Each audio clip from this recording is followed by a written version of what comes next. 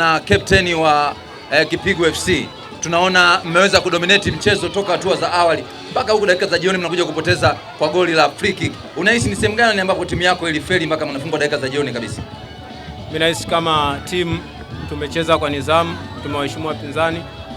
Japo makosa madogo, nafasi tulizopata tumeshindwa kuzitumia. Ila nadhani mwalimu ameshaliona hilo.